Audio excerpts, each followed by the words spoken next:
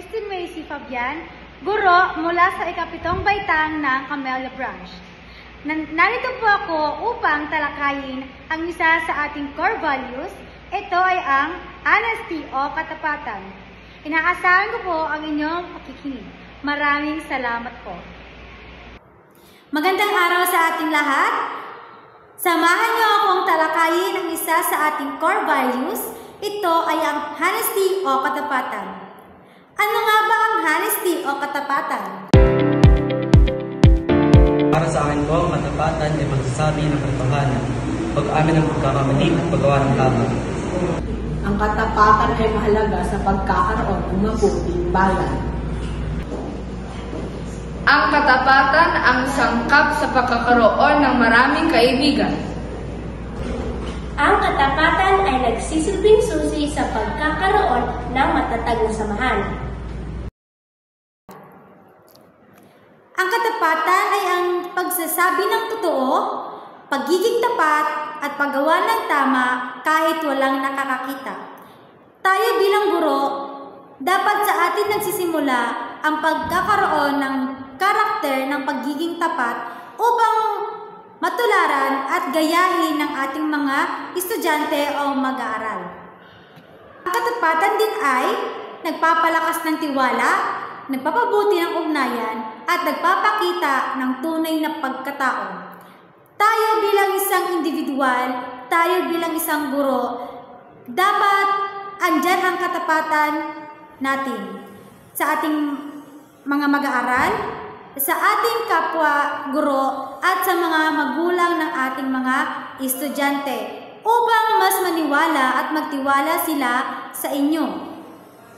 Ito rin ay nagpapatibay at nagpapatatag ng ugnayan o samahan ng bawat taong nakapaligid sa iyo. Ito rin ay nagpapakita ng mismong pagkatao mo, mismong karakter mo. May nakakakita man sa iyo o wala, alam nila na ikaw ay matapat na tao. Matapat ka ba? O naging tapat ka na? Dapat ang sagot natin dyan lahat ay oo. Pero dapat totoo na naging tapat na tayo. Bakit mahalaga ang katapatan? Una, lumilikha ng ligtas at magalang na kapaligiran. Ang katapatan ay mahalaga dahil ito ang isa sa mga tulay upang magkaroon ang ating kapaligiran ng ligtas at magalang. Malusog na kapaligiran, lalo na dito sa ating paaralan. Pangalawa, nagpapatibay ng tiwala sa pamilya, kaibigan at kaklase. Hindi lamang samahan ang pinapatibay ng katapatan. Pinapatibay din ito ang tiwala ng bawat taong nakapaligid sa iyo, mga taong nakakakilala sa iyo. Pangatlo, tumutulong sa ating pag-unlad bilang responsable at mapagkakatiwalaang tao. Mas natutulungan tayo ng pagiging tapat na ma-develop yung mga karakter na meron tayo sa ating katawan o sa ating pagkatao. Tinutulungan din ito na mas maging responsable at makatarungan tayong individual. At pang-apat, maiiwasan ng hindi pagkakaunawaan at alitan. Ang katapatan ay makatutulong upang makaiwas sa anumang kapahamakan, sa anumang alitan o gulo na pwedeng mangyari sa buhay mo. Paano isabuhay ang katapatan?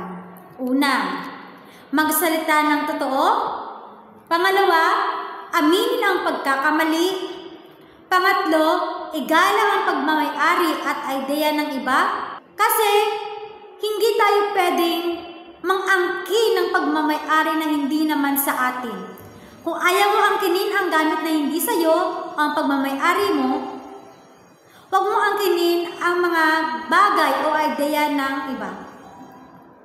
At pang-apat, maging tapat sa sarili at sa kapwa. Dapat maging tapat muna sa sarili bago maging tapat sa kapwa. Kasi hindi natin masasabi na tapat ka sa kanila kung ikaw mismo sa sarili mo hindi ka tapat o wala kang nitong karakter ng pagiging tapat na tao. Mga halimbawa ng katapatan. Video representasyon tungkol sa mga halimbawa ng katapatan.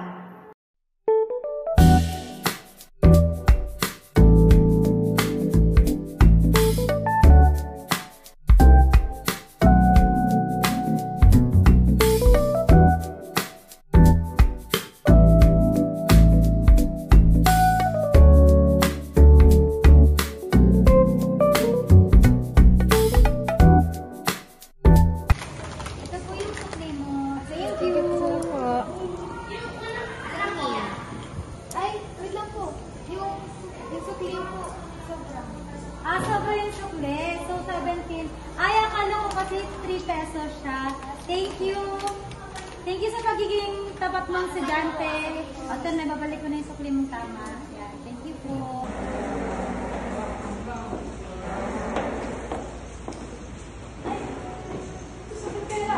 Ayan, nahulog ang pera ko. Maraming salamat sa pagbalik ng aking pera, Sal. Katapatan. Katapatan. Katapatan. Katapatan para sa ating paaralan. Isang kataga mula kay Thomas Jefferson. Ang katapatan ay unang kabanata sa Aklat ng Karunungan. Ang ibig sabihin ay ang katapatan ang simula upang magkaroon ang bawat tao, ang bawat individual ng karunungan. Yun lamang po at maraming salamat. Muli, ako si Christine Macy Fabian, guro mula sa ika-7 baitang ng Camellia Branch. Naway may natutunan at naintindihan kayo sa tinalakay ko ngayon. Maraming salamat po.